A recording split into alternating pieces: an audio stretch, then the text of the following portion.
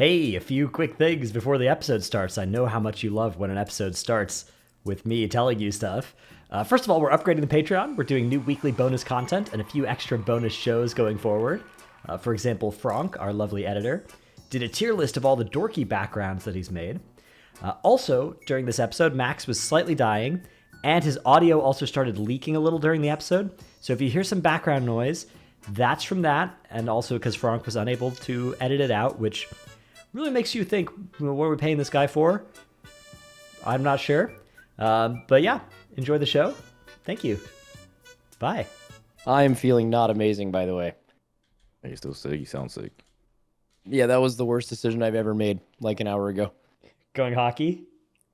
Yeah, this is like my first day I was better, and then I was like, I can almost take a full breath. Let me go play one of the most cardiovascular intensive sports ever. And then I went out there twice, could barely breathe, almost called 911, and then drove home. Not making it up. And I feel like shit, but I'm fucking here. All right, we're locked in. All right, that's a good start to the episode. Yeah, hello, podheads. Welcome to episode podhead. Maybe podheads isn't a good one because that sounds a lot like potheads, huh? Either way, Potty head. How about that? potty heads. Welcome to episode 43 of the PoddyC with the world first raid leader, limit liquid TLM complexity, limit liquid maximum here. Joining us. Congratulations, Mr. That's his full title. That's my full name, yep. Yeah. And Mythic Plus Keystone Pusher Dorki also joining That's us. me. And me also Yeah, here. it's been a while. It's been a while. I mean, yeah, you're that liquid guy, aren't you? The caster guy? Dude, I heard That's you were me. popping off. Liquid Caster. Dude, he did. The Liquid channel got a lot of viewers this race. That's right, and I'm going to take full credit, even though a lot of things changed. We're going to pretend only one of them changed. And Well, that's one my big story. thing changed. Yeah. Yeah. Also, quick shout out to any of the listeners. I am on my deathbed at the moment, so if my voice is a little off in this, apologies, but I'm fucking sticking it out the best I can. Yeah, this is how much you love the listeners. Is you'll record even on your deathbed. Mm-hmm. Yeah, so I mean, it's been like 3 weeks. That was a long race to world first. That was kind When of. was the last episode? I think it was 2 weeks ago. Yeah, me and Dorki did one 2 weeks ago. During Heroic Week, we recorded one. Yeah. So since Mythic's come out, we haven't. So yeah, 3 weeks. There's a lot This to is week talk 3 about. Mythic. Well, what do you Yeah. want to talk about, Dorky? Oh, man. Let's start with Race the World first and tuning, because I'm curious to hear what you guys have to say. It's been like a very different experience as a raider, but I mean, from a viewer perspective, the Race the World first, I think this was like the best race to watch since, I want to say, Sepulcher. That was probably like the last race that was like this intense throughout the entire period. Because I mean, we've had like what, 4 insane bosses that took a ton of polls, and like every single one of them were super hyped to watch. Yeah, and that's with the race not being very close either. Like usually, like something that made a Murdersill really interesting is that the end was like fucking crazy. Like if you watch the end of that race, you like couldn't leave your computer until it ended, you know. And there wasn't really any time the race was close this time, but the bosses, there was just multiple insanely crazy bosses. Is that kind of what you wanted to get at, like difficulty curve and tuning? Because I mean, yeah, okay, so I mean that was part of it, but from the player side, god damn, it's been pretty terrible. I'm gonna be honest. We like kind of steamrolled the first 4 bosses, and then it's like, all right, what do we do now? In fact, there were a bunch of guilds that I've heard were doing mythic splits and then farming BOEs after. I've never seen this or heard of this before. So well, there's 2 parts to that, right? Like, so the first 4 were like historically really easy, which is kind of an interesting problem to have because Murdersill had this same one just at different points in the raid. But also the BOE farming is something that was brand new to this raid. Like that is something that ever since they've made Mythic BOEs BOP, that has what happened this raid has not been done. That was like initially how the Chinese guild got so much eye level is you could split farm the trash before the first boss. And then they nerfed that. And then they made the Mythic BoEs only drop after the 4th boss, so you had people like chain resetting their instance to just farm BoEs, which was definitely the best thing to do. Probably still is the best thing to do. Is that intended, by the way? To do what? To be able to hard To, reset like, the just raid? reset over and over. Yeah, 'cause No. I don't know anything about that. I probably not, but I mean the fact that you only have to wait 30 minutes, it's not that big of a difference anyway, right? So Yeah, it is pretty similar to just doing a key between every reset with your raid and then come back in. Yeah, it's I don't know. I think that that's definitely the first 2 weeks of this tier for guilds in that world 100 through 800 range was like historically bad for the start of a tier, because like you smashed all the content that you could do, and then you hit a impenetrable brick wall you were never going to kill. Now, to Blizzard's credit, they fixed that. Like now bosses 5, 6, 7, and 8 are an appropriate difficulty curve again. yeah, I would agree with that. So like those guilds now have, there is no guild that doesn't have an appropriate difficulty thing for them to progress right now, except for obviously you guys that are now done. So I think that's like, I think it's in a good spot now, but it was bad. And honestly, like I personally, I don't even think it was that bad that Ovi'nax and Ky'veza released in the state they were in. It was the combination of them releasing as hard as they were, while Rashanan and Sikran released as easy as they were, that led to the guilds. Because like guilds above World 100 could just prog Ovi'nax reasonably and could prog Ky'veza even if they weren't necessarily going to be able to kill it pre-nerf. And like that was useful. And then guilds worse than 700 or whatever, you still have a lot you can do in heroic, and you can still have some amount of wipes in Sikran and Rashanan. But because Sikran and Rashanan were so easy, it was like those guilds in that range just blasted them, and like, but by Thursday of week 1 or something, and then didn't have anything really useful to do until Tuesday of week 3 when the big nerfs came in to Brood Twister. That's definitely a stain on the tier for regular people. But I hope they fix it in future by buffing Sikran and Rashanan rather than like nerfing you don't think Ovi'nax. People would get so mad at that? Well, okay, like look, Ovi'nax is an aberration. Dratnos here. Ovi'nax was an aberration, and it shouldn't have been quite that hard. But like they wouldn't have had to nerf it this much, and they wouldn't have had to nerf Ky'veza this much. Like those bosses got hit with an orbital ion cannon. Yeah, that was there great. are fun versions of those bosses that are like halfway between where they are and where they were, that basically can't exist because Rashanan and Sikran were so easy that you would just hit them. And so I hope that they do both of those in the future. Is like you do 5 and 6 a little bit easier, and 3 and 4 moderately harder. Yeah, I think the problem specifically with Ovi'nax is it's not the difficulty, it's how comp restrictive it feels. Now, like, I don't know how true this is entirely, but a lot of guilds felt like doing this fight without the specific comp of like having the DKs, having the right amount of AoE, having the preservation invokers. I mean, that's just preservation invoker being broken as hell, but like the combination of like all that felt so necessary to a lot of guilds. And if you didn't have all these classes prepared, which I mean, like, we're not going to expect a lot of mythic guilds out there to prepare all these different classes. Like most mythic guilds are just gonna field whatever they can, right? And I think that's the real problem of Ovi'nax. Like, I'm not even sure if it was a numerical issue, more so of like it felt badly designed in terms of what comps it required.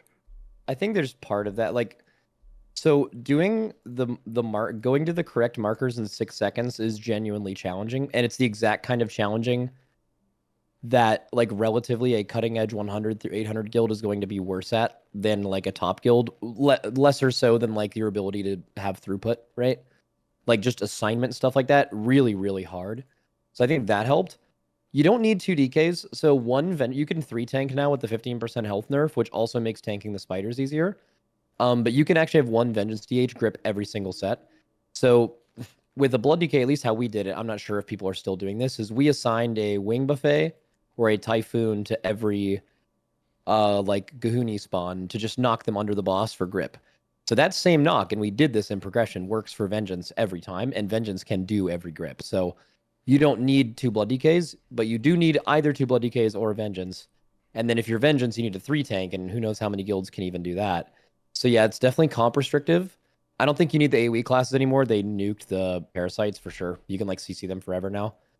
But I also think it's important to mention that I don't think this was intentional. In fact, I kind of know it wasn't intentional. The Ovi'nax and this boss. Okay, so the first tier of Dragonflight, you saw us suffer on Razageth. We were just fighting an impenetrable wall, only for it to be nerfed to something that was doable over and over again, and we never really even felt like we were progressing the fight. And then we suffered for that. I think by the time most people got to Razageth, you got the version that was fine. When I say we, I mean the Race World First Guilds. This tier, I think Ovi'nax and Ky'veza were them getting used to the new revamped hero talents, which I think probably the most significant thing there is, one second, is you have classes that can AoE while they're single targeting at an all-time insane level. Like if you were to look at anything the class and spec trees did, it is classes almost universally gaining an incredible amount of cleave in their single target build. That's why something like Brood Twister is really, really hard to tune. They probably overshot that.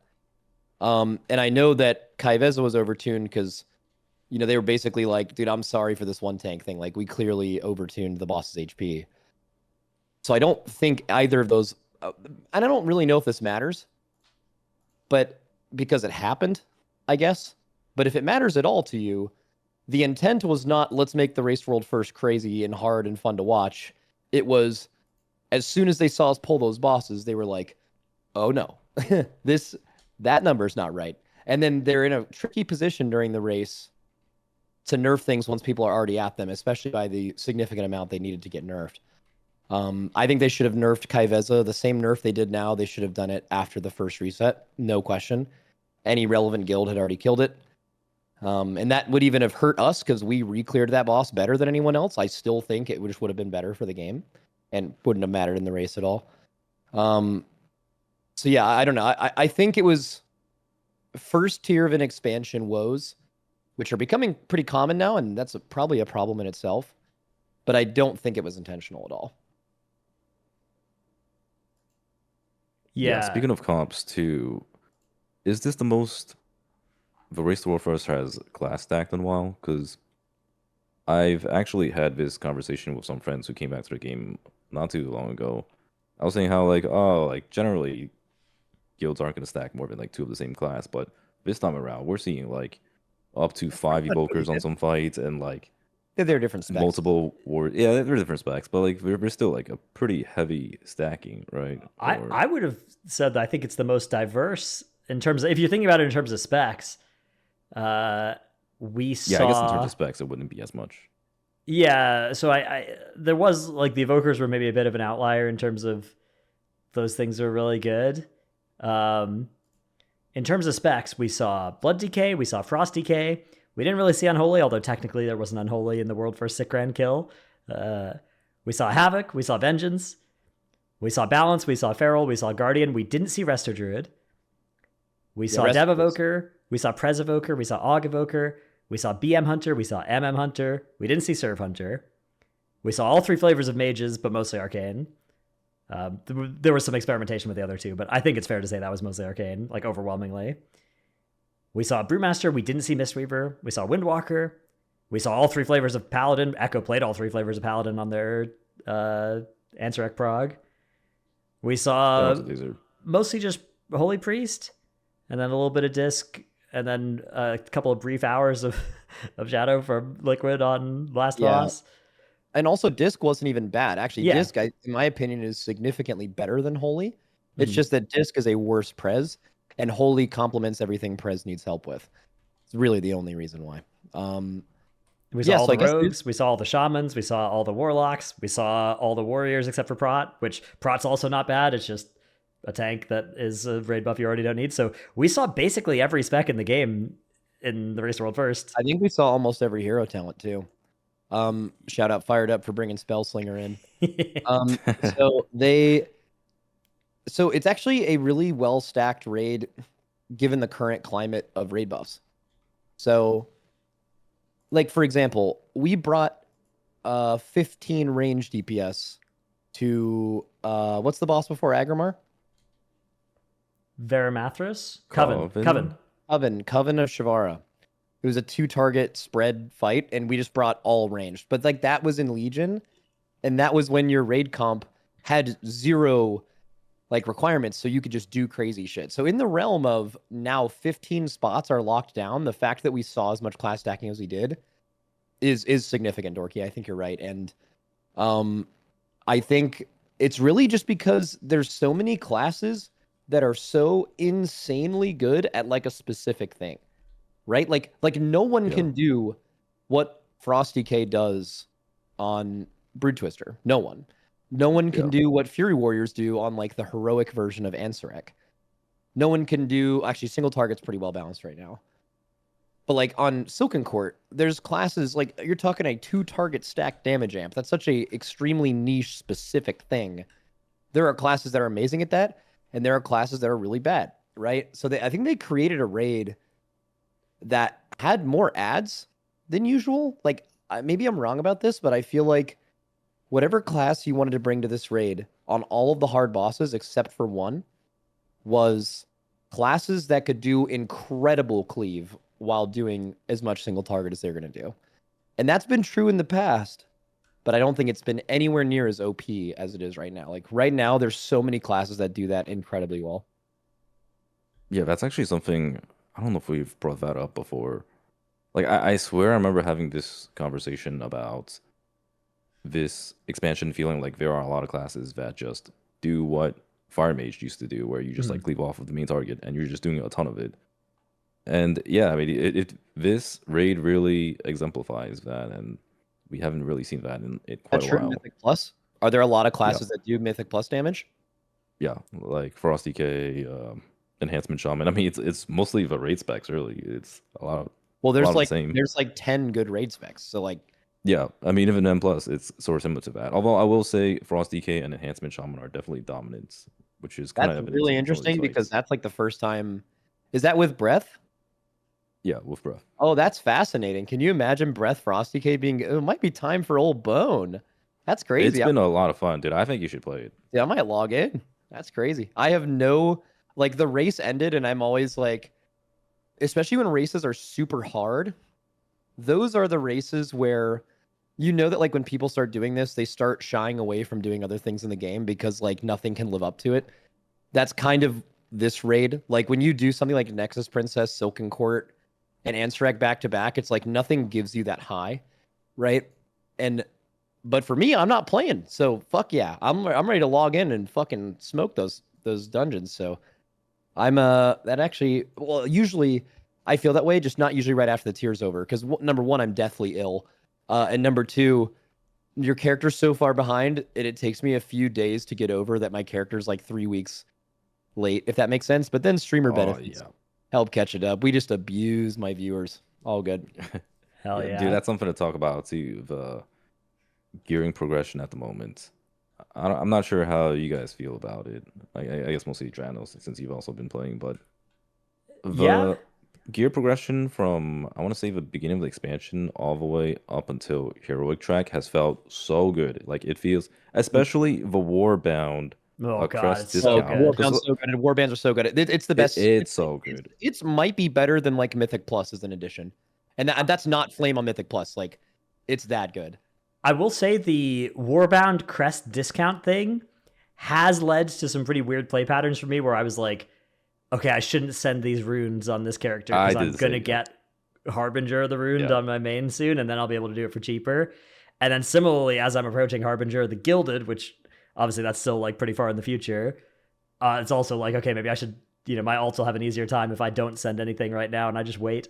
So that's like one weird part about it. But overall, it's, I think, very good. If anything, I feel like the one thing this system could use, I feel like Hero could go to 7 or maybe 8 even. Ooh, like that'd be interesting. I feel like adding the extra steps to the myth track was good, but I don't feel like it necessarily had to get that far ahead of Hero. Like, you're already using Gildeds to upgrade your hero if you want to bring them up to 626. Like, what if you could do 629 or 632 as well? It's still like 4 tracks where the step is Gildeds, but like I feel like that would go a long way towards making it so it feel like, okay, I can, farm this thing from M+, and it's still good, right? And like my M+ gear is still good. So I that's actually really like that take. that's like Well, one so tweak I would do, I think. I was gonna say I continue with my thought earlier. I as much as I've been enjoying the hero track, I feel like I just really don't like myth track. Hmm. It feels like, you go from like a really smooth progression, and then now I'm kind of just like being drip fed myth track gear, and I'm not even sure if I'm getting myth track gear sometimes. Like I'm still rating on all my two of my characters, and sometimes my vault doesn't really give me shit, and it just feels really bad. Yeah. So like the idea of extending heroic track sounds really good, and just like right now, like the 6 tracks on myth feels terrible. So, are you guys done with your hero track Yeah. crest yet? Yep. Yeah. Okay, so I know that most people that are true. This is completely unrelatable, but every single one of our raiders before we stepped foot into Mythic was done with hero track crest. They didn't matter. You were only thing that mattered was Yeah. Mythic track from the day you went in. Now, usually the rest of the community lags a week or two behind that because of how much we're optimizing, but that's still like heroic crest for an average player, for an average cutting edge player being irrelevant after 2 weeks is just bad in itself. That's enough of an argument to have it be able to help you with other crests. Like you could trade up at an expense. You could add more hero track rank. I think adding more hero track rankings actually just makes sense because you still feel good if you loot the mythic track and save because you can just spend it on other pieces, right? But like it wouldn't be like you're just basically waiting forever for a single upgrade. Yeah, it's tough because like if you just extended the hero track, unless you made heroic track crest work on it more, like work on more steps, I guess you could do that. But I feel like you would still just outgear that pretty quick. I don't know. I don't think so. I mean, if you added an extra 2 tracks, right? Yeah, wouldn't and then that just be like another 2 weeks or so before it you was can like fill out all runes your worked up to that as well. Yeah, I mean, yeah. I It'd be like an guess entire month or like maybe a little more than a month. I feel like that's like pretty reasonable. yeah, yeah. By the way, shout out getting 1 tier up crest from last 2 of raid. That goes hard. That's so nice. That's a great change. I mean, yeah, the fact that you can do raid, a heroic raid, yeah, on any of your alts and get a warbound very rare item is so cool. That's like, I mean, tier as well. Like that's, man, I can't get over how much warbands are so good. And maybe this is the wrong way to look at it, but it makes me sad to know how much better the game would have been in the last 6 years if warbands were here during the borrowed power era of World of Warcraft, just as a default. Every artifact, power, essences, corruption, everything that you hear, and maybe you get excited, but you're also like, man, there were some problems with that. Like, dude, like 90% of those problems would have been solved just by default. I will say it's a little weird. Like I got a warbound very rare cloak that was an upgrade for my main in like a heroic run. Oh, I gotta say, it's like, ooh, this is kind of weird. It's like, right? yeah, exactly. Like, it's a good problem to have, right? But I'm like, still using it. It's like, ooh, if I ran some more splits, we would be able to power up our mains more by mailing them. Like, I wonder how many warbound pieces from splits were worn in Mythic progression by Race to World First players. I bet it's a decent amount. There was a few. We were trying to get a couple of Ansurek rings near the end of our roster, and we were basically doing it on heroic and not trading any of the loot until we did like all 15 of them, just to see if anyone got a warbound ring, and I think we got 2 of them. Yeah. So yeah, it definitely mattered. I don't think it'll matter too much because there's no way you play 15 characters in a non-heroic week because it's just like going from, I'm making these numbers up, but going from like 9 to 12 buckets is like 0.5 eye level. Going from 12 to 15 is like 0.1 eye level. It's just the very rare rolls, right? Like more rolls of very rares is good.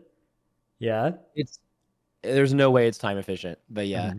I mean, I will say I think the warbound gear is so good though. It's so exciting if you're doing a raid and you get like, oh, a venerated warbound piece. It's like, oh, poggers, right? Like now I'm sending that over to my shaman or whatever. So yeah, it's a huge dub. How about delves? How have delves aged since heroic week? Dratnos, you go first. I'll give some context. I've been seeing tweets daily from accounts I've never seen before talking about how much they love that for the first time in years they're getting 3 things out of their Great Vault.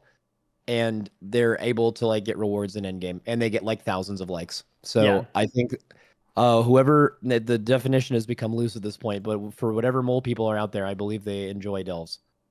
Yeah, I think that delves have landed pretty well at their target audience, and that target audience definitely is still not most players who do high M plus or mythic Contact with raid. the outside world. Exactly. Like you don't need to like you. I think there was a set of those players who were hoping that delves would be for them more, and like they can be if you want some extra champion track gear you can farm and like the odd piece of hero track gear while you're AFK. It's like if you're the kind of person like some people like to go around in herbalism, which is also having a resurgence this expansion as something you can do that's a lot more value than it used to be. Some people like to do PvP. And if you want to, you can go do delves as well. And it's like all of these things, like there's maybe little benefits you can get. And at the start of the season, there's good stuff, sure. But like, it's really not, it's detached from the end game process. And I don't think it's like that fun for most people that can do a plus 10 key to go and do a tier 8 delve. Like there's not a lot of fun in that, but there doesn't have to be. That's not what it's for. But I do think it kind of could also do that, which would be hype. Like it could also be more fun for without getting worse for the people that it's already good for. How so? Honestly, like okay, like you know how you can go fight Zek'vir? Yeah. Like I feel like as there are more seasons of this, there can be like a you know how D4 started off with just like, oh, you can go fight Echo of Lilith and it doesn't drop anything, it's just for fun and you can challenge it. That's what Zek'vir's at right now. And now D4 is in a spot where it's like, okay, there's 7 different bosses. They each have different ways that you summon them or whatever. By farming stuff, you fight them. And they all drop slightly different stuff as well. I feel like delves could do that too. Like delves could move into an ARPG style, boss ladder with every season they make a new boss or two or whatever. And Zek'vir just stays around and then other ones show up and you could like, oh, you do a delve and it's like, oh, wow. And I got a Zek'vir key. And that like replaces the map thing, which I think is kind of weird. But it's like, okay, now if I go do Zek'vir, I can get a piece of hero track gear. Like I feel like that could be pretty fun for a lot of people. Now, the fact that it gives hero track gear, I think, might be a detractor because if it's difficult at all, yeah, then it's like I want my rewards. Zek'vir on question mark isn't that. It is not nasty at all, though. They nerfed it to be like quite approachable now, which is good. Yeah, which is kind of It's interesting. actually pissed now. Like, yeah, like it's easier than tier 8 delves. It only needed to. Does it give gear? No, No. It fills But your vault. it gives though. your vault. And it gives you that's Valor a pretty big Stones. part of it. So, like, So why is it easy? Well, there's So you 2 nerfed the hell tiers out of of it. difficulty, so you can do it on hard mode as well, which I think Oh, okay, I didn't know. is also like D4 bosses. D4 bosses, there's the Uber version and the regular version. And the regular version's like pretty easy. Is the Uber version hard? It's not. It's like It was overtuned. Yeah, it was overtuned. It basically used to require more kicks than you had, which was stupid. Yeah, and it was just like numerically hard. Yeah, and it summoned ads that had Zek'vir like. was just meleeing you for like Mhm. 90% of your HP. The difficulty was just like But really they poorly they done. nerfed it to be like I don't know half of a mage tower's worth of difficulty or something. It's like I think I'm biased. I like the harder stuff. That's a bit of a miss for me, I think, because it seems like that's the only reason that exists. yeah. No, it was a hard miss in my opinion because like so I've attempted Zek'vir a lot. I think you've tuned in a couple of times, Dratnos. Like Yeah. I've done it pre-nerf and I've done it post-nerf, and it basically went from this is impossible, like it's literally mathematically impossible. It's not even like challenging mechanically. It's just like you're being number checked, and that felt awful. And then they nerfed the hell out of it, and it just became a joke. And it's like, well, I mean, it's still not mechanically challenging. And now it's just you kind of go in there and Brand does a lot of the work too. So I have a very negative opinion on Zek'vir's layer, and I give it a lot. I wonder of why they were tries. so quick to nerf it by so much. Like when I think of Torghast, it's not surprising they nerfed it as much as they did, because they had people banging on the gates being like, "I need my power, and this shit's too hard for me." That's not what this is, though. Like if it was overtuned for another week or so, trying to get it to a reasonable difficulty, that's okay because no one's losing anything, right? So I think the fact that they decided to nerf it so much is just kind of not understanding the content and understanding why people would do it and what they're going to get out of it by doing it in the first place. But also, I don't care that much, but Yeah, I'm glad. I think it was just not very well designed in terms of like Yeah. what the challenge is supposed to be. I agree. Like it Might wasn't end up too. it wasn't gonna have a fun challenge if it was super hard. I don't think necessarily. Like I don't know. It's We kick the tested this boss. internally, and no one could kill it. Like, oh my god, that's what they said. Yeah. When they Yeah, said they yeah. tested Zek'vir, so like, I don't know, man. It's a little bit of a disappointment. That's all. Yeah. It definitely because Yeah, they did say that was like for the people that like the Mage Tower, right? Was the Correct. 13th delve. Yeah. Yeah. Yeah. I will say it seems like delves have started to become a little bit more of a chore. Like I have seen some. There was actually a really highly upvoted Reddit post by like the mole people who were just talking about how now it's just the all right honey meme where it's like it's time to do your 8 weekly delves. It's time to do your chores again. It's like one of those memes where like people are kind of like burnt out of delves by now because it doesn't have a whole lot of replay value. I do think delves were really fun in the beginning of the season, and I hope every season has this where you just slamming delves for like the first 2 weeks or so. And then you stop. But, That's yeah, the and then you thing that- stop. like the thing is like if you're playing other parts of the game, which not everyone does, but like if you are, you only do need to do them for a week or two, and then there's no reason, right? Yeah, now it's just like alt content if you really want to do it, but it's not even like particularly engaging. Yeah. Back to Mythic Plus. So you said that there's a decent amount of balance. There's a lot of classes that are strong. What about like the dungeons now that you've done them for a few weeks? And what about the like Kiss Curse affixes and stuff? People are not happy. Dude, every week it's like this affix sucks. This is worse than last week. It's just like it has been for 6 years. Every single week is worse than the last week. I think Blizzard is sitting there, by the way, and even though people are mad at them, they're like, I fucking knew it. Yeah. Like because they like didn't want to do Kiss Curse affixes, and I bet they were like, they're gonna be mad for the exact same reason. And then they finally got it, and people are mad for the exact same reason. No, so like this is where they missed really hard. Like, so I don't know if you saw what happened today. Basically, the new affix that we got for this week was too easy.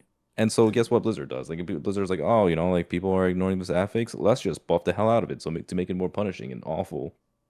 It seems like they just miss on that part. Like they need to focus on the reward, not the negatives. And like we've seen this with Prideful, we've seen this with Thundering, we've seen this with Encrypted. Whenever it's like easy to do and it gives you something nice, it feels good. But if it's overly punishing, like when Prideful was in high keys, if you're doing a high Prideful key, it's borderline impossible and you're just skipping Prideful. That feels awful. And so I think that's where they missed the mark with Kiss Curse affixes. They really need to like hone in on the reward part. And that's why a lot of people actually liked the first affix. The first affix where all you do is like CC the balls and you get a ton of haste. Like, oh cool, that's nice. Like people love playing with a lot of haste. Okay. So counter question. I don't know if you're at these ski levels yet, but how does losing the affixes feel? So nobody's actually really that's like another discussion too. There's actually been so much to Dude, talk about for that is Plus. so cursed. Like the fact that you go from 11 keys to 14 keys because the Xal'atath's Guile affix just randomly adds a boatload of health and damage is such a blunder. That I cannot believe has made it to live. Yep, we talked about this so much on beta, and right now what's happening is there are so many people who have full of 11s two-chested. In fact, I was like plugging some keys and I was like trying to like find people who were doing 12s earlier. And it's just an entire list of players who have only done 11s as their highest keys. They're all two-chested. And not a single one of them have a 12 done. And they're all like trying to get a 12, but there's it's no an 12 in the insurmountable whole world wall. done? No, they're 12s. No, not the whole world, but like in the pug world, it's extremely rare to find a 12. And we talked like, about 12s are basically the top keys. We talked about last season how the last couple seasons that like there actually is a Pug Mythic Plus scene, and they actually needed to encourage more people to do it by adding rewards from 20 to 25 or 10 to 15 to like get more people in that track, because the people who did it higher liked it, but there wasn't a reason for people to do it above the like portals. And it's like they did the opposite of that, right? They like let you get the portals, and if you ever go beyond that, you're immediately not incentivized to ever do that again. Like you'll zone into that dungeon one time and be like, there's no fucking way. Like Yeah, but it's not I possible. can't do that, right? And I feel like the linear progression of Mythic Plus makes sense. Why would you ever add a jump, right? It doesn't make sense. Yeah, like long term, I think it's going to be a huge barrier to people ever making that jump that like are just doing M plus for the first time. But even short term, people that already had made that jump in previous seasons are now hitting that wall, and it is a brick wall. So that seems like a profoundly disappointing part of this season to me is the fact that 11 to 12 has the extra health. Like it should just take away the affix. It shouldn't add health and damage again. I don't mind adding health, but adding the damage too has been very bad. Yeah. A lot of it is your tanks are just getting auto attacked and are perishing, which Yep. is, I don't know. I guess it's something, but it's not. That's not for me. Yeah, but I mean that is something we talked about when we talked about the tank nerfs. Yeah, Yeah. a lot of people are super discouraged going beyond 11. I've heard a lot of people saying how like they've attempted 12s and it's just like it's impossible. Maybe this will change a couple of weeks down the line. Like maybe once people get more geared, it won't be as big of a problem. But right I now, don't think it helped much. it's a huge problem. Yeah. Like gear helps Also, maybe a key level, but I don't think it'll be much more. yeah. How much Also, more geared are Race World First people than the Mythic Pluser? not much really. Like I saw Goop, he was like 626, and a lot of people are like around 620 to 624 right now. Oh, we haven't done our A couple Mythic of friend people this levels. week, but yeah, I think also all of them were traveling, so I don't think they've spent their crest or could even have obtained them. But that's always one interesting thing I see. I think when the race is over, the eye level gap between someone who's been doing high Mythic Plus the whole season and people who are getting out of the race should be as low as possible. So if it's low, then that's good. Yeah, and the key level squish too. I was kind of surprised by how big of a problem it's been. You know, I thought it was a good thing that they were doing the key level squish, but right now, at the beginning of an expansion, when you have players who are normally supposed to be doing like a 2 to an 8 in previous seasons, who are now trying to do a 2 to an 8, it's a huge difference. And there's like a massive skill discrepancy in the pug world right now. Yeah, sounds like they really goofed. I wonder how they get out. Dorky, you're a Mythic Plus designer. How do they get out from this? I don't know, honestly. It feels like there are so many little problems. I've been frequently hearing how like M plus is probably the worst part of this expansion so far, which sucks to hear because like everything else has been great. Like the raids have been great, delves have been great, open world, questing, all that stuff. The story. But M plus People has genuinely been like the story. The story's great. yeah. Yeah. M plus has probably been the worst part. The M plus side of things, it seems like M plus would kind of work if they added some fun, untimed dungeon content that filled your Great Vault and gave compelling rewards in that You're difficulty saying like slot. M0. Yeah, like if M0 was harder a little bit and gave better rewards, if M0 was actually like aimed at being like, oh, it's an sort of like what hard mode was, where it's like it's untimed, and then they actually like gave it, I don't know, hero track, Great Vault, champion track, end a dungeon or whatever, like or bosses, then it would be like, okay, this is here for you before you get into M plus. But like as it stands right now, it's like, okay, well the reward structure is like I could do tier 8 delves or I could do keys, and the keys are much harder to get to the same level of gear as tier 8 delves, and I don't know. It seems like that is also just like wrong. I don't know, like that being able to do some not too hard M plus is, I think, something that a lot of people really enjoyed about previous expansions. And I think there was definitely a large component of those people that were like, okay, this is fun, but I don't like the timer. But it's not like there's anything really that has replaced them that doesn't have a timer, which Yeah, would be fine.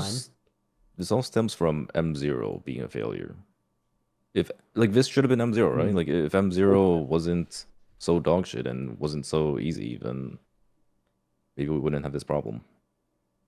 Mythic Zero is probably also the solution to if Mythic Zero can fill your Great Vault and it is adequately hard to make up for the reward it should give, less than a +2, but above a fucking like heroic dungeon or whatever it was, like I feel like there's world for that to be the cook. I mean, I think they have to cook nonetheless, but I think you're right. Mythic Zeros were probably the biggest failure. And that's not the new thing. I think that's been being called out since like the release of the expansion. Like that was missing the whole time. Yeah. I'm I don't mad. know. I'm also Not bad. I'm not mad. I'm sad.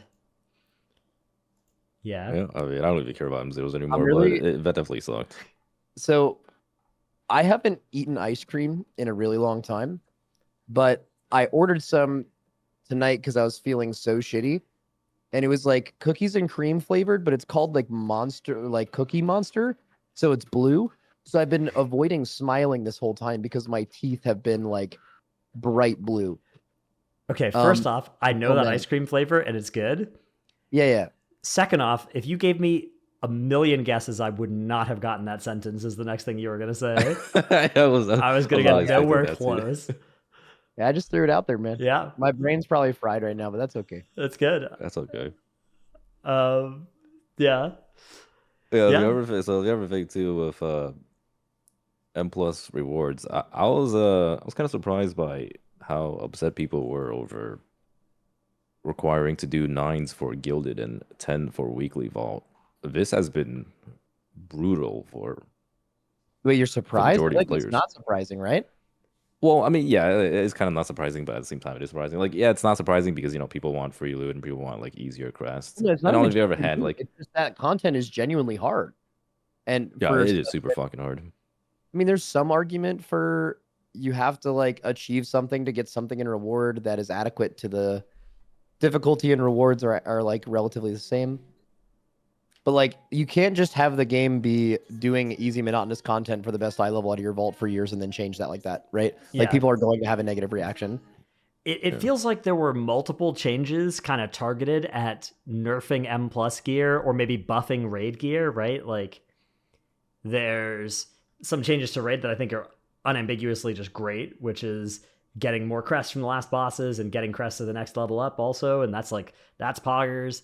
The myth track getting buffed, I guess, is I don't even think that's really poggers for raiders. Like I don't think that's, but it does buff raid relative to M plus in terms of like how good the gear is from that content. And then also they buffed, or they made it so you had to do higher level M plus to get the now relatively weaker M plus rewards. And like you get it in your vault and it's myth 1 and it's like, oh god, this costs so much gildeds to upgrade. So I don't know, it feels like kind of there was maybe a triple whammy to how good it feels to gear as an M pluser.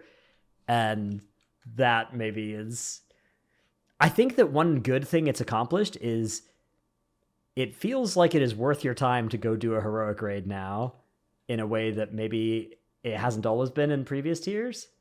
But that I think could be accomplished with a little bit less damage to the M plusers. Like we could maybe revert the thing back down to 7s for gildeds, 8 for myth track vault, and then 10 for myth 2 vault. Like that I feel like would be fair. Who does it hurt, right?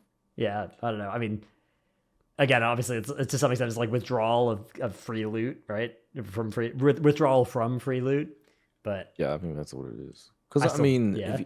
if I'm looking at it from Blizzard's perspective, it would make sense for a 10 to drop myth vault because it's supposed to be the equivalent of the first few bosses in Mythic Raid, right? And before it felt nothing like that because you were just kind of doing some piss easy key compared to an actual Mythic boss.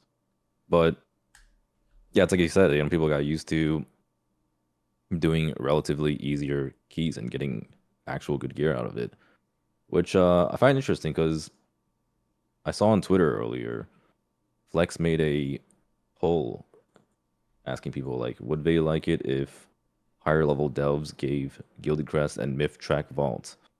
And there were actually an overwhelmingly majority of votes leaning towards yes. And it just seems like a lot of people just would love to have easier loot. The question you're asking is who wants more loot? Right. And then the people resoundingly say, I want more free loot. What the fuck were they going to answer? Are they going to like... Well, I mean, obviously there's a lot of players who like want to gatekeep loot. There needs to be respect between the difficulty of something and the reward that comes from it. Fuck no, man. Especially on Twitter. Like, come on. I do tend to agree that there's like The poll was pretty likely to return that result, even no matter how it was, like whether that's actually something people would like, you know, like. I mean, do it. Fuck it. I don't care. But like, there's absolutely no way that poll is going to come back with any other result. Do we actually want that? Tier 11 and tier 10 delves are kind of beans. Like that content is not good. That content is auto attack simulator and like hope you're playing a tank simulator. That's not means people who are not as good get better loot, right? Like if everyone in the game equally likes loot, yeah, right, and I think that's true, or across the board of skill levels at least. So the harder you make the content to get the best loot in the game, the more people are like, I wish I had better loot, or the less people that are happy with the loot they're receiving. So it's kind of linear, right? But at the same time, if you're Blizzard, you don't want to have mythic track gear drop from old quest, right? Like there has to be some kind of incentive. My point though is that like if you send people into 10 and 11 delves, like that shit sucks. That content is not good, and it's like very spec restrictive if you're not great at the game. It's I mean it's not good. It's auto attack simulator. I don't know what I've done all the I've got Glory of the Delver 4, or not Glory. I've got the Delver of the Deeps 4. I've done all the delves on tier 11. It's not good. It's bad. Yeah, I've done a good amount of them too. Yeah. I mean, and the more I think about it, the more I feel like you're right about the whole hero track thing. Like honestly, just fucking. I think just buff the hero track and we're honestly, largely just fucking chill get rid of myth track. Fuck myth track. I think myth track's good, but I feel like a longer hero track would be sick. Yeah, I think you could have both the longer myth track and the longer hero track, and then we get the benefit of powering up longer over the tier, which is I think a good thing still. I think it is good that we're not full bis quite as early in the tier, and you're gearing up for longer, so the content is still getting easier later into the expansion. But yeah, I kind of want to go back to like 30 minutes ago when we first talked about M+, because I actually do think the affixes are good. I don't know. I know there's been complaining on Twitter. I know that people are like, well, this week's worse than last week, and they kind of do that every week because like what happens is you wiped the mechanic once, or you like have something bad happen to you once with it, and you're like, this affix sucks, but it's so much better than every previous M+ affix that's ever existed, in my opinion. Like, it 100% is. I think it's just like how it interacts with specific boss mechanics. Yeah, it suffers from the quaking problem. You know how like sometimes you might just get like sucked into some boss mechanic and then quaking happens, and like what happens? Yeah. Wow, your entire group blows up. I think the Void Emissaries could like if they're actively being attacked, maybe they don't stack the DR on things. Like every 20% you do removes a stack from everybody or something, or like just something like, so if you're actually doing it, you're not getting a huge DR on everything, or something like that. But I feel like it's still pretty good. Like, I don't know, you have to interact with them, you have to swap to them. There are some boss fights maybe where it like spawns far, but even then it usually spawns. It's pretty generous, right? Like Xal'atath shows up and then 5 seconds later she chooses where it's going to spawn, and it's like on you. I don't know. I feel like this week's affix is good. I feel like the last couple weeks' affixes have also been pretty good. Like last week's had some really annoying bosses, and they fixed that basically on Tuesday. And then it's, there's a couple of hard bosses to deal with it, but like that's the affix. That's, it's hard. You've got to deal with it if it shows up at a bad time, right? Like that's the only affix, deal with it. You know what I like about the affix? I like how Xal'atath has a different voice line every week. Love that. That part is cool. I think it is very thematic. Which is cool. Did you see the Xal'atath date with Tettles? Yes. Unfortunately. No. That is one of the worst things. Unfortunately. Yeah, it is. Like, why? What happened? It's quite bad. You can find it on. I can't really describe it to you unless you watch it. Team Liquid MMO YouTube. It got uploaded today. The whole thing. It's not good. Dude, they had a couple of good segments. Dratnos and Cams did like a Dora the Explorer bit, and that was insane. They did like a dragon riding across the sightseeing and shit. Oh man, it was so good. Dude, you want to know the best part about the Dora the Explorer bit is they dressed me up in this green screen suit thing so that I could just be my head. And then what they were going to do is they were going to have like an image of a monkey like in Dora the Explorer, and it was going to be like attached to my head and moving around with me. But then that got cut like 30 seconds before we aired or whatever. They were like, okay, this is too hard or whatever. We're not going to do it.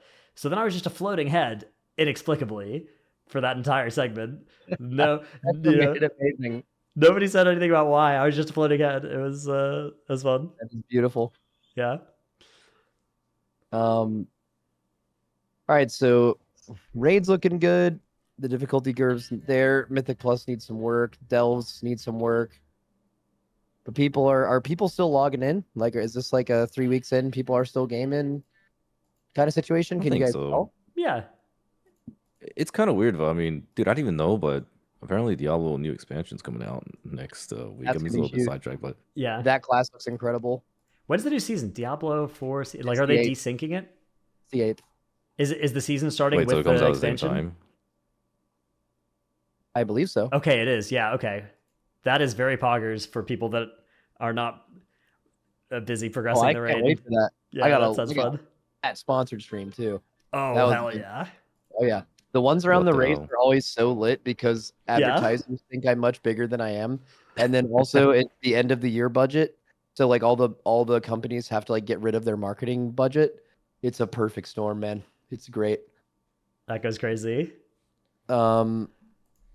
Okay, Diablo's coming out. I mean, is there anything else about the recent happenings we should talk about? What did you think about Fucking- watching Nexus Princess Ky'veza slain by me post nerf? Yeah, you guys crushed that boss. That boss got. How many polls did you guys take? We took 10 after the nerf because we were trolling, but is They killed it by a lot. we killed it with years. It died to before the spare. intermission started, right? It died as the intermission was starting, basically. Yeah. Probably the hardest part of the fight, by the way. So that's crazy. We never had to do it ever. Yep. Yeah, That's that's nice. kind of silly. Yeah. You know what's been sucking recently? Fucking how expensive everything is. It's Real. terrible, man. Like enchants are expensive, gems are expensive, consumables.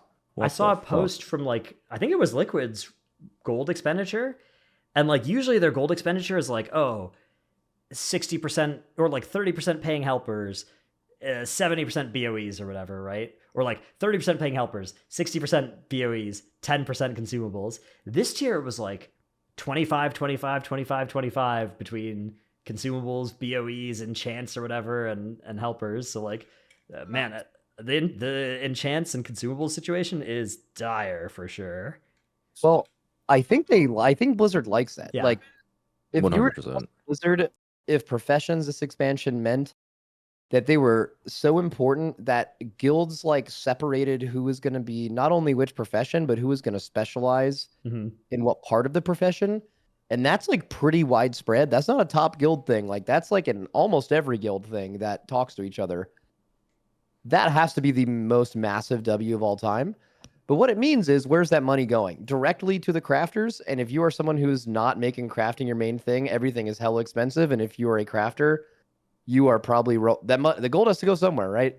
Those people are rolling in it. Yeah.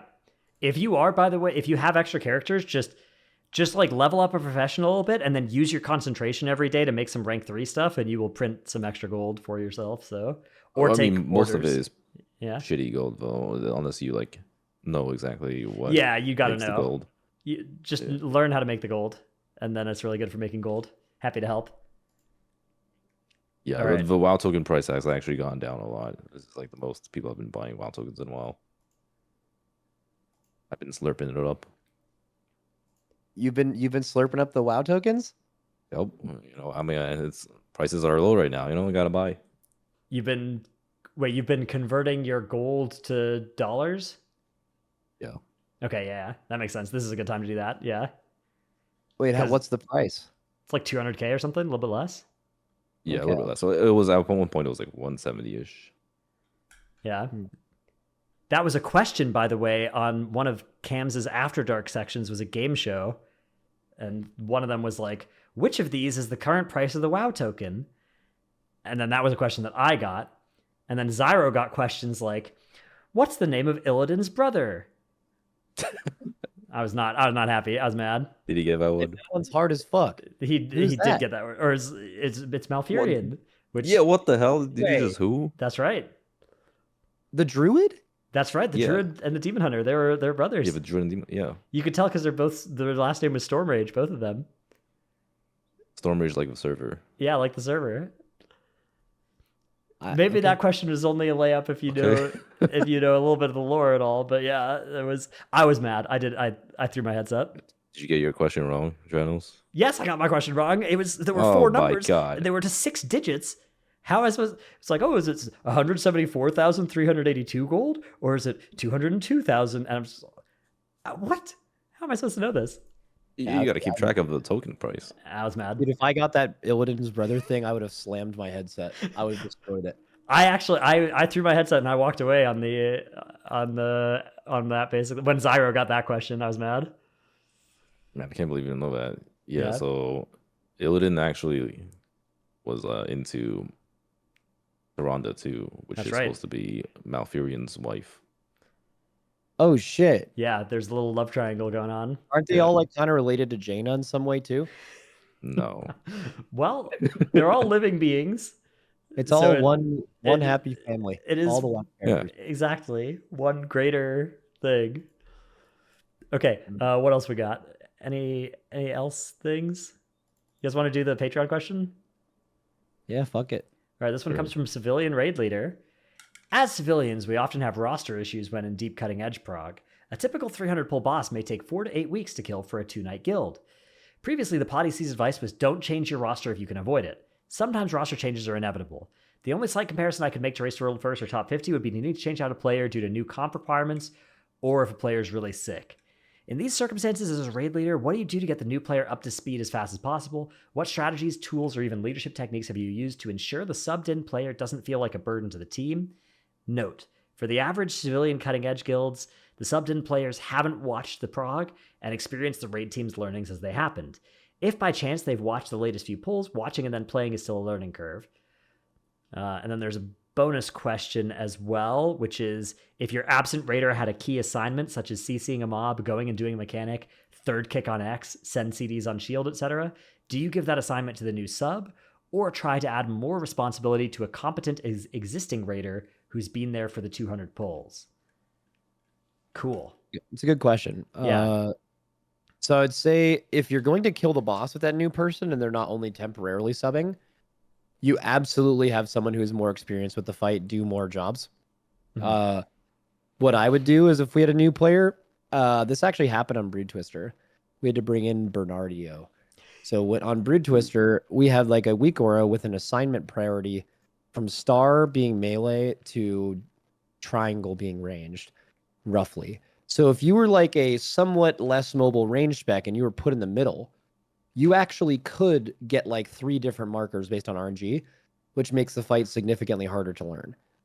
So what I did before we brought him in is I had our weak aura guy code the weak aura to make sure that he only ever got diamond as an exception. So he only had to learn one variation of the fight.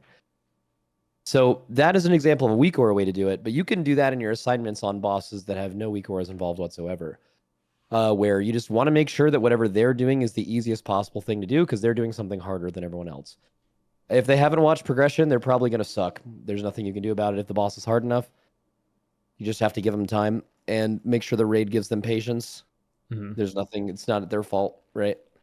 I think That's it. when you're deciding whether or not to like, so I assume you have like a suboptimal assignment you could do for them, right? Where it's like, oh, this person really should get this kick. They're a ranged person that can get this ranged kick, but we could instead assign an extra, unassigned melee to do it instead and lose some damage.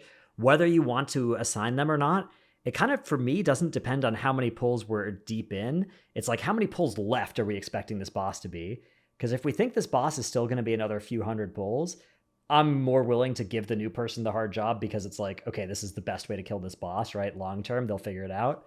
But if we're coming in and it's like, okay, we're going to kill this boss today, we need to have you sub in. It's like, yeah, I'm going to give them 0 responsibilities and I'm just going to try and have them make it through the end of the fight alive and not mess up whenever they're targeted by something.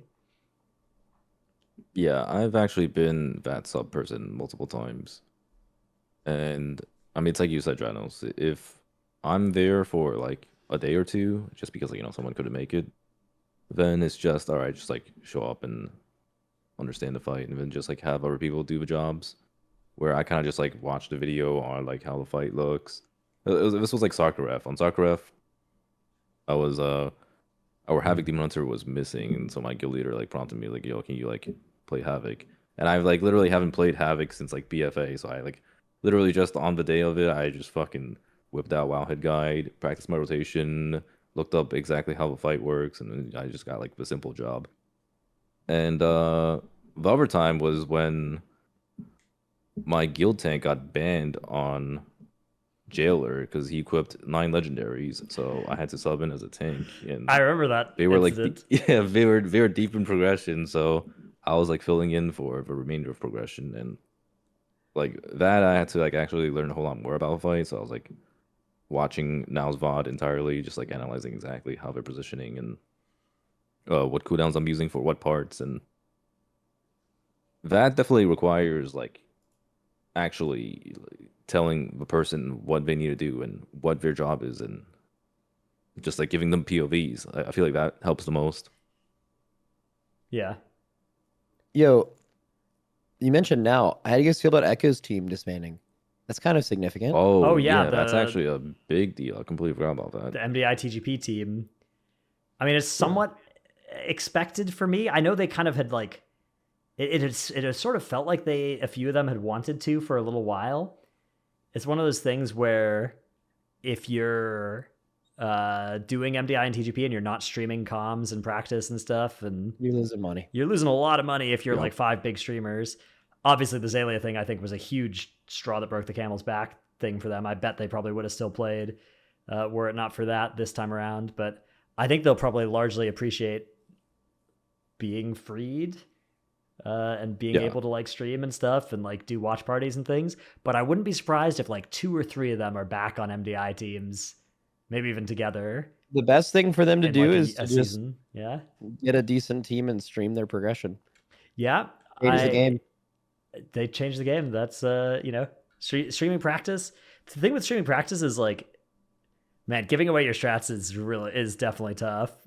You have to be so like, you have to be so you good. just can't. You can't win. There's no way. You have to be so good to like to think you'd be better with your strats versus another team who has their best ideas and your strats as well, right? Well, then like, they just go stream. Yeah, I mean that just doesn't Yeah. work nowadays, honestly. I think you can just I mean like you certainly are still good enough to make the finals, but like Oh, no question. you probably don't. I don't think you ever beat mandatory, for instance, if you give them your strats and then they have their strats and you don't. That seems Yeah. really tough. Yeah, as someone who is like in the scene and I've like talked to a bunch of different people, this was gonna happen eventually because like I know Mhm. now has been looking to either like lower the hours or just like retire entirely because like even the previous TGP they really weren't playing that much compared to what they normally do. And yeah, this was gonna happen eventually. They've been the champions for the longest time. And yeah, I mean, as a viewer, it sucks because I like watching them, especially now that mandatory is a big team. But as a competitor, well, I'm not competing, but if I were, there's a whole lot more opportunities to claim the championship. I think it's a huge hit to the MDI. You Yeah. bad? It's a huge. Oh, yeah. I don't know. I mean, there were a lot of people who were like, "I don't watch because Echo win every time." Oh, No, Echo no, again. no. Those people are the exact kind of people that, like, if the roles were reversed, they wouldn't even fucking be there. I agree. I agree with you. That's They're true. just complainers. They're the same kind of people who just type same comp question mark every single tournament because they've never thought more than 2 seconds on why that would be Those the case. fucking people. Yeah. Those people will probably be the ones that actually don't show up because there's God not. bless. That will be so nice. I do think there will be more talents showing up though, because I mean I've talked with some of the teams and there's been like a lot of teams forming. So there's a possibility of seeing like maybe Clicks or Maras joining a different team, and Mhm. When is it we starting? can see like dude, that's the Imminently. crazy part too. Time trials literally starts 2 weeks from now. That's part of why I'm not doing it. Like it's fucking ridiculous. We're going from literally. Well, I mean, I'm pretty sure like TRs are already open, so like people are supposed to be already practicing. Start practicing, buddy. It like Race the World First literally just ended. Log in. Majority of these players are still progging raid. It's like I actually think. how the fuck do you have time to do MDI? Well, I don't know about the time, but let's just assume people did have the time. I think it would increase the viewership a lot the closer it is to the race. I think that is true. Oh, as 100%. well. It's one of those Probably cases just where like for earlier in the season. yeah, as long as it doesn't like grief the players too much, which maybe this does, but And I think it is probably good for like Dratnos chose hype this, and by the way. viewership. If you guys are wondering, Dratnos right. had the final say. That's me. I'm in charge of this and all decisions. Ever. Yes. Yeah. So I don't know if it's a Screw Dranos moment or We Love Dranos moment, but That depends. it's gonna be exciting. Yeah. I think it'll be cool to watch, but I do think they should at least like reduce the practice time. Like just fucking close TR and just like don't let players degen themselves until a couple of days before the actual time trials or tournament. I think that would be fair as well. Yeah, not have TR open. That shit sucks. Who wins the MDI? Mandatory, I mean, not I feel close. like it's just mandatory, but yeah. So well, if Okay, what it is every close. viewer was concerned about before was that Echo is always going to win, isn't it just there's just another team now that's always going to win?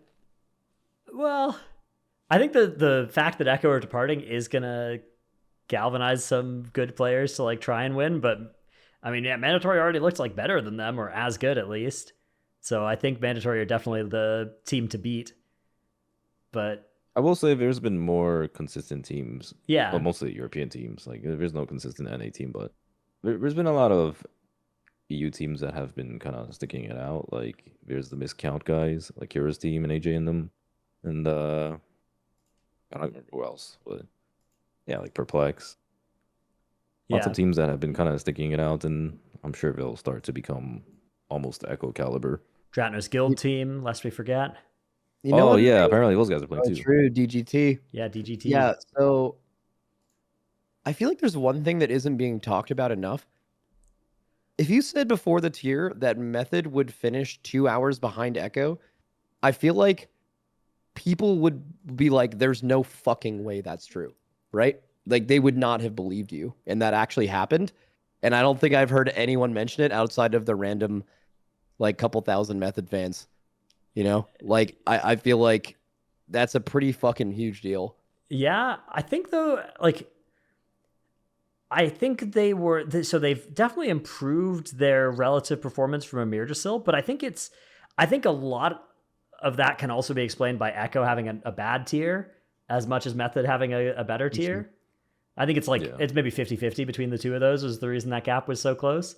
But yeah, I mean, it's definitely impressive. I don't know. I'm kind of on the record as saying like every tier we hear the narrative like Method are closer than ever. They're closer than ever. Like we heard that during Amirjasil as well. We heard that during Avarice. And yet like they're still even against the Echo that was especially vulnerable this tier. They still got third. The only thing is they were consistent the whole time. Like there's no narrative of like Echo through this day or Echo fucked up their reclear or whatever. Like from the beginning of the race, they were like within, and a lot of times like 10% boss damage, to sometimes even passing Echo. And I don't know. I mean, I'm not Echo, so I can't be like, oh well, the tier was just fucked from the start. I don't know. Like Zaylee is he's a great player, right? We lost Ben, James, Evade, MC, Eric. 3 of those people are like some of the best players in our guild, as impactful as anyone in the race. Like you lose people, you have to play through that, right? And like the whole race, it's not like a bad day. Like they were just there the whole time. Even we as a guild were like that's kind of crazy. Like that's never happened before. I think because like we were about as ahead of Echo as we normally are. We weren't any more farther ahead of Echo in this race than we were in Amirjasil up and through Tindral, one of the hardest bosses ever. It wasn't any more than that. We gained more of a lead on the last boss, but it's not like Echo was just randomly playing worse than they've ever played before. Like things were about what they were. I still think Method probably overperformed. To me, the thing that is the biggest like selling point for Method's performance this tier was the call to go for it on Silken until 4:30 a.m. is we're playing. It was a bad call, by the way. You think it was a bad call? Oh yeah. I thought it was a great call. I thought it was they're playing a win, not playing to get a third. No, I think my opinion of that is they were, and I respect the fuck out of it. By the way, I was watching it. I was like, Joe, this is some fucking dedication. Look at this maintenance. Yeah, I respect the fuck out of it, but like, there's absolutely no way that the gear you got from that boss was worth starting the next week 4 hours late. Zero chance. You should have went to sleep at the end of your raid time. It was more for the morale than anything else. Yeah, I was about to say, I think they felt and it's totally logical for someone in Method to desperately want to be considered among the top 2 guilds, right? Mhm. So like Yeah. to do that, we both killed Silken Core in the first reset. They have to do that. I respect that part of it. From a winning the race perspective, they should have gone to bed. I don't know. I feel like there's spots where it's like you guys extended your raid time by like 10 minutes or whatever for Silken and Ansurek as well. We But also you would have gone extended longer. maintenance. Yeah, Yeah. but also the maintenance Yeah. ended like 12 hours after we killed the boss or something, right? Like Yeah. we would have been able to stay up and not lose any sleep on the reset. Yeah, that was true on the Silken one, but like I don't know.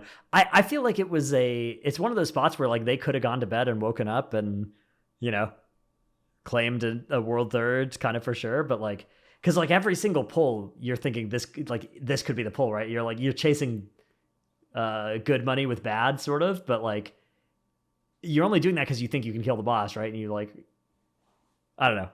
I thought it was I think it maybe helps for high morale, spirit, you know. and maybe it's their high point of the raid. And if Yeah. that's the case, maybe it's good for confidence going forward.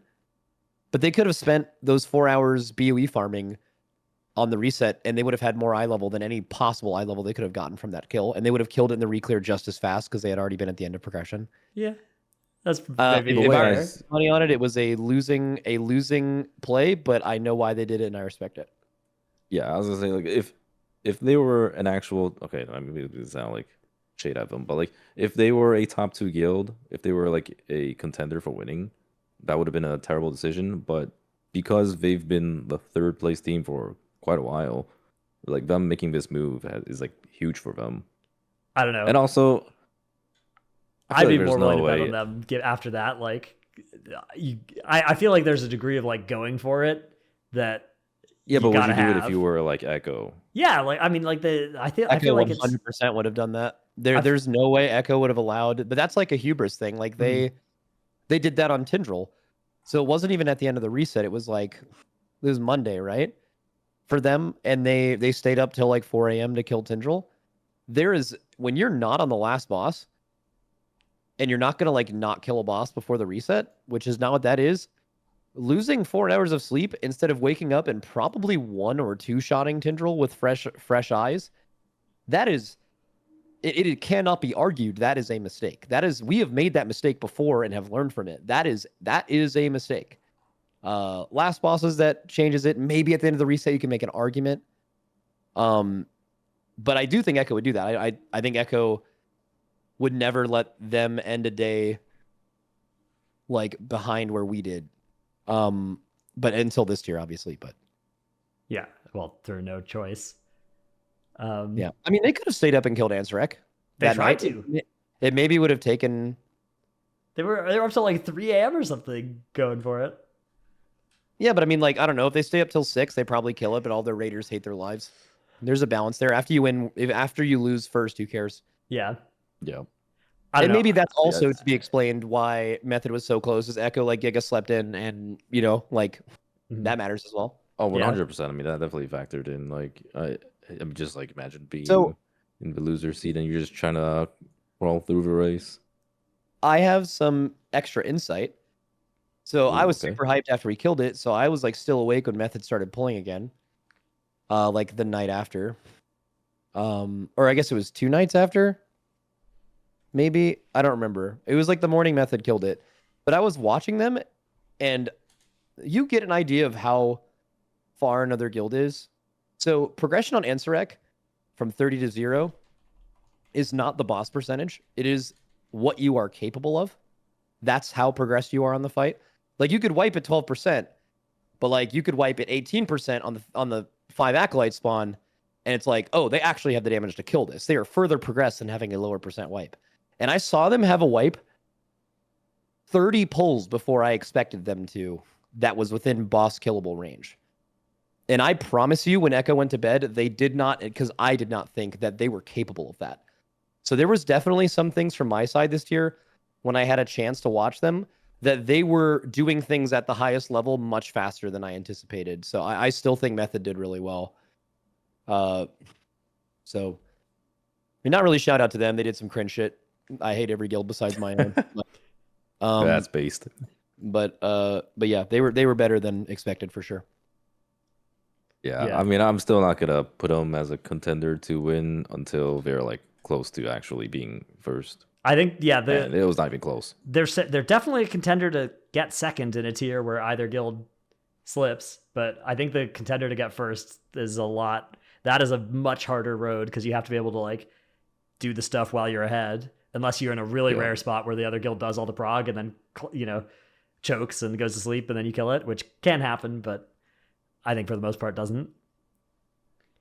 Yeah, Yeah. you know, I will say, not to be that drama guy, but I am so curious to see like what Echo's gonna do this tier. Like, who's in, who's out, or what's changing.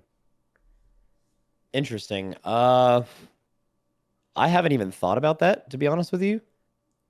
But I don't think you change much. Mhm.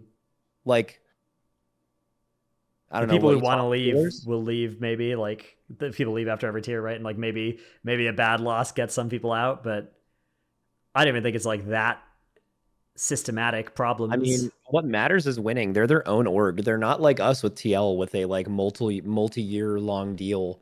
They have to maintain relevancy constantly. They can't do a let's replace 5-6 people and replace them thing, because that is, you are cooked in a new raid if those people are in the raid all the time. You have no chance if you have that many people doing their first raid. So like I remember I saw people on Reddit, which is hilarious, talking about like the healers, right? Because obviously Azalea's not there, and like of course it's a healing gap, right? They're like, oh, do you replace their whole? Some of them was like, replace your whole healing roster, bro. If either of our guilds replaced our whole healing roster, we would lose to like a Chinese guild. Like you don't understand how hard healing is at this level and how much better healers specifically get every raid. Like it is, you don't learn how to be a good race world first healer when you're going up the rankings. You are taught to spam healing, to snipe healing from people, never when to feel out when you should be DPSing or healing, because getting into a new guild is never about that, even though it should be. So it takes a long time, probably the longest of any role to get good at this is healing. So like that's not an option, right? So I don't know. I don't think they have to change too much. I'm not quite sure what happened with them this year. But replacing a ton of people would be like the worst possible decision they could make.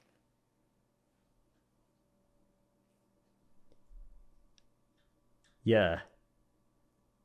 Okay. I think that's about everything we had for this week's PoddyC. Sorry we were gone for so long. It'll happen again probably next race. Although Frank will What the hell? keep pinging us to try and do something, but tough luck. If it's a shorter tier, we'll maybe do a live one as well. That was something we were thinking about doing. But then after this tier ended, I was out of there. I ran It was so long. I ran and the so hard. world first Ooh. to back at home speedrun. It took me 6 hours to get back at home after world first is claimed, or 7 hours. It's pretty good. This race was one of the most tired I've ever been. Our whole roster. We procced a few 19, 20-hour sleeps. Yeah. The bosses were you were just in an absolute grind against bosses that required your attention 100% of the fight for like a week and a half. It was crazy. Yeah, I mean, didn't this raid also require some of the most pulls on average? Yeah. But they were long pulls too. Like it was not spam wiping in P1, right? It was. Yeah. Yeah, you had to learn. Shout out Dratnos. Dratnos did a great job casting for TL. We were really happy to have him back. Obviously, the channel saw really increased viewership. I'm sure he was a huge part of that. I could not see enough people that were like, Dratnos is so fucking good at this. People in production, other casters, people in the community. So that was great. Dorki, I don't know what you've been doing for the past. Have you just been like streaming? Yeah, I've just been doing all sorts. You- I've been losing fucking sleep watching you guys play the goddamn race. Like that shit sucks. Yeah, I'm still catching up on my sleep actually. Did you watch the kill live? Yeah, I mean it was hype. When I saw you guys got to the 60.5%, I'm like, oh shit! I mean, this is a kill. Dude, for that sure. didn't matter at all. Like, The phase one push, man. That you'd have to be such a noob to think that mattered, you idiot. oh, okay. Oh. All the damage came in phase 3 optimization. It's true. It sounds like uppity, but it's true. Like it's objectively true. You can watch the pull. Oh, I'm mad. And that's it. I'm mad now. Yeah. Yep. Well, I mean, look, now that Dratnos is gonna be rich from doing his TL casting. The next time the race comes around, like if we're not gonna have episodes, I'll do solo episodes. Dude, How about that? The imagine being the guy who does the TL caster deals, and a caster just shows up and plays you 1 hour of your boss talking about how much more they need to be paying the caster. Yeah, that's gonna be good for me in contract negotiations next time. I'm rolling up with some clips, baby. Fucking Dratnos. Oh yeah. W. All right. W. Poddy. Oh Goodbye. yeah. Poddy We're, goodbye. Poddy maybe I don't know. What do you guys think? PROC wants us to do bonus podcast content, which we maybe will be on Patreon. So stick around. So yeah, get on Patreon or whatever. Yeah, if you guys are on Patreon, we'll see you in a few minutes, and if not, blow up. Yep, blow up. Yeah. You're gonna miss this epic episode that we were gonna do last week. Yeah.